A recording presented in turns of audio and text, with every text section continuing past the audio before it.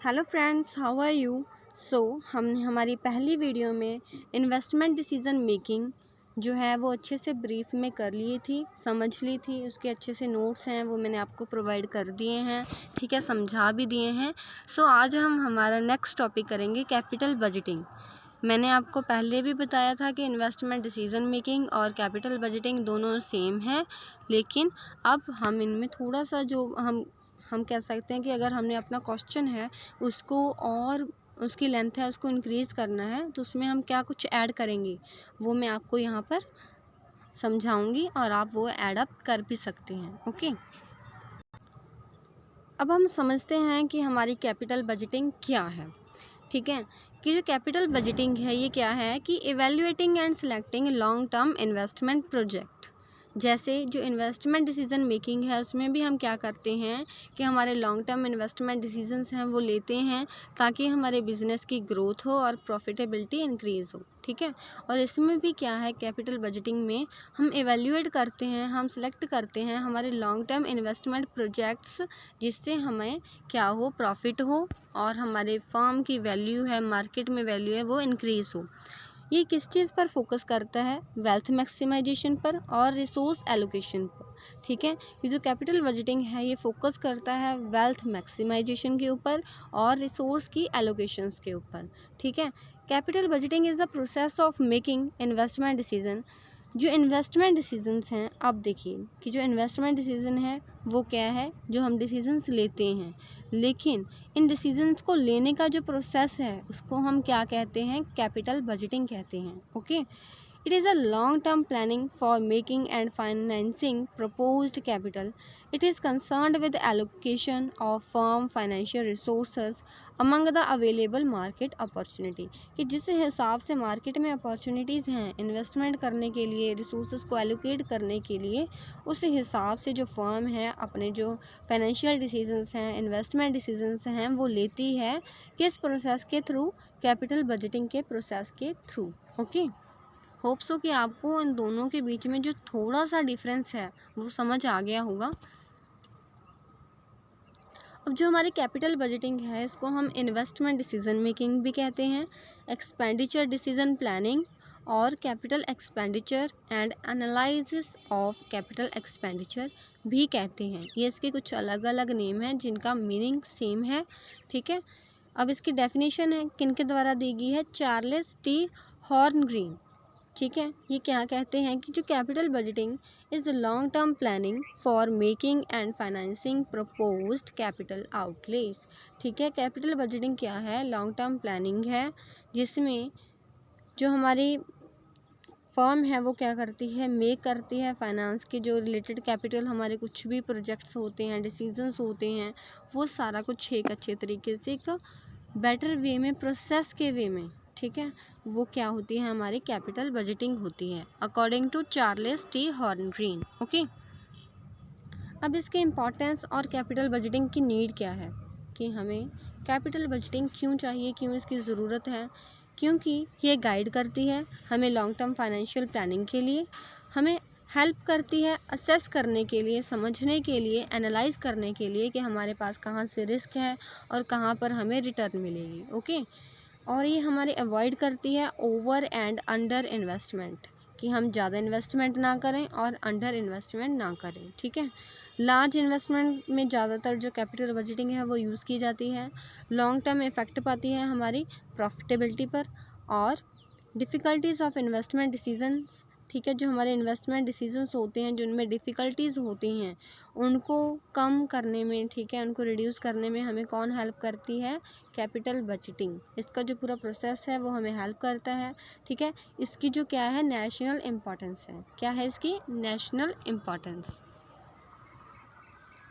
अब capital budgeting की techniques दो तरीके की हैं, non discounted cash flow technique और discounted cash flow technique. Okay, अब non discounted cash flow techniques कौन सी होती हैं, ये वो वाले मेथड्स होते हैं जो यूज़ किए जाते हैं कैपिटल बजटिंग में that do not consider the time value of money. ठीक है, मैं इसको हाईलाइट कर देती हूँ कि जो non discounted cash flow technique है, ये वो वाले मेथड्स होते हैं जिनमें कैपिटल बजटिंग है वो टाइम वैल्यू ऑफ मनी को कंसिडर नहीं करती।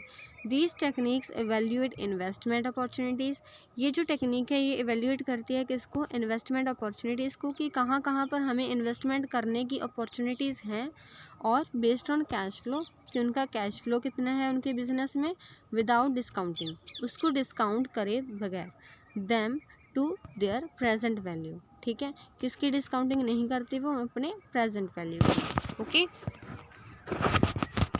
नेक्स्ट है हमारा नॉन डिस्काउंटेड टेक्निक। अब नॉन डिस्काउंटेड टेक्निक की जो टाइप्स हैं वो कौन कौन सी हैं, पे बैक मेथड, जिसमें क्या होता है टाइम लगता है रिकवर होने में इन्वेस्टमेंट में, और शॉर्टर पे बैक जो पीरियड है वो ज़्यादातर प्रेफर किया जाता है। पे बैक पीरियड में क्या होता है, टाइम लगता है इन्वेस्टमेंट को रिकवर होने में, और शॉर्टर पे बैक जो पीरियड है वो ज़्यादातर प्रेफर किया जाता है, ताकि जो इन्वेस्टमेंट उन्होंने की है उनकी जो रिटर्न है, उनका जो रिकवरी है वो जल्द हो जाए। ठीक है, अब नेक्स्ट है हमारा accounting rate of return method. ये बेस्ड है हमारा अकाउंटिंग प्रॉफिट्स के ऊपर, इजी है बट लिमिटेड। ठीक है, कंपेयर करता है accounting rate of return method with desired rate of return. Accounting rate of return method है, इसमें क्या होता है, कंपैरिजन होता है accounting rate of return method का with desired rate of return method, कि जितना हमें चाहिए था और जितना हमारा रेट ऑफ रिटर्न आया है। ओके, और थर्ड वन है पोस्ट बैक मेथड। ठीक है, जिसमें हमें क्या होता है, पोस्ट पे बैक मेथड में क्या होता है, ये कंसीडर करता है कैश फ्लो को after the pay back period, इस पीरियड के बाद कैश फ्लो को ये कंसीडर करता है, evaluate the profitability of project, ताकि वो अपने प्रोजेक्ट की जो प्रॉफिटेबिलिटी है उसको इवेल्यूएट कर सके। ओके, अब हमारा नेक्स्ट है डिस्काउंटेड टेक्निक। हमने अभी नॉन डिस्काउंटेड टेक्निक पढ़ी है कैपिटल बजटिंग की, अब हम रीड करेंगे डिस्काउंटेड टेक्निक। डिस्काउंटेड टेक्निक क्या है, नेट प्रेजेंट वैल्यू इसका मेथड है।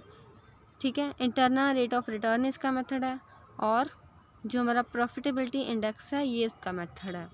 अब नेट प्रेजेंट वैल्यू, सॉरी इससे पहले हम देखते हैं कि डिस्काउंटेड टेक्निक क्या होती है। डिस्काउंटेड टेक्निक क्या होती है कि जो techniques time value of money को क्या करें, कंसिडर करें। ठीक है, अब जैसे हमने डिस्काउंटेड जो हमारी है टेक्निक उसमें क्या है, नॉन डिस्काउंटेड में, कि ये कंसिडर नहीं करती टाइम वैल्यू को, लेकिन जो हमारी डिस्काउंटेड है ये वाली जो टेक्निक है ये क्या करती है, कंसिडर करती है टाइम वैल्यू ऑफ मनी को।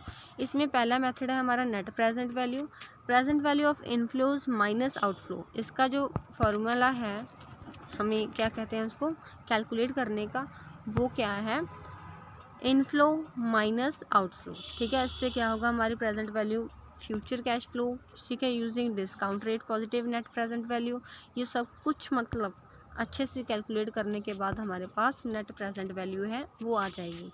ठीक है, और internal rate of return method क्या है, rate at which net present value become zero. ठीक है, मतलब जहाँ पर नेट प्रेजेंट वैल्यू हमारी ज़ीरो होगी वो हमारा internal rate of return method होगा। ठीक है, और ये कैलकुलेट करता है rate at which the net present value become zero, compare the internal rate of return with the cost of capital. और ये किसके साथ कंपेयर करता है, कॉस्ट ऑफ कैपिटल के साथ। ओके, और जो हमारा प्रॉफिटेबिलिटी इंडेक्स मेथड है अभी, ये क्या है, ratio of present value of inflows to outflows bracket profitability index calculate the ratio of the net present value to initial investment. ये क्या कैलकुलेट करता है, ratio of net present value, कि हमारी नेट प्रेजेंट वैल्यू क्या है हमारी initial investment की, जिससे हम एवेल्यूएट कर सकें रिटेनिंग प्रॉफिटेबिलिटी ऑफ प्रोजेक्ट। ठीक है, जो हमारा बाकी का प्रोजेक्ट रह गया है उसकी क्या प्रॉफिटेबिलिटी होगी। ओके, अब इन दोनों टेक्निक्स का कंपैरिजन क्या है, discounted methods consider time value. ठीक है, डिस्काउंटेड मेथड में टाइम वैल्यू होगी लेकिन नॉन डिस्काउंटेड मेथड में नहीं होगी। और net present value and internal rate of return method are more accurate for investment evaluation, कि जो हमारी ये दोनों टेक्निक हैं इनमें बेस्ट मेथड्स कौन से हैं, नेट प्रेजेंट वैल्यू और internal rate of return method. Non discounted method are simple but less precise. ठीक है, पर जो हमारे नॉन डिस्काउंटेड मेथड हैं वो सिंपल हैं लेकिन लेस प्रेसाइज हैं, ठीक है।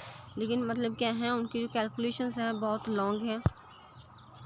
अब इसका कंक्लूज़न क्या है इस यूनिट का, जो हमने अभी रीड आउट की है, समझी है, 2 पार्ट्स में कंप्लीट की है।